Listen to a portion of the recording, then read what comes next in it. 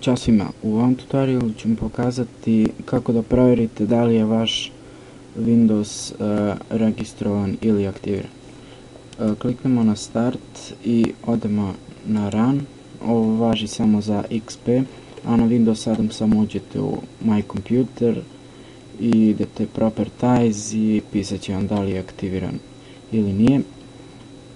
I ukucamo ovaj tekst, bit će u opisu, samo stisnemo OK i sad će se pojaviti jedan prozor i evo, piše Windows is already activated i to znači da je Windows aktiviran.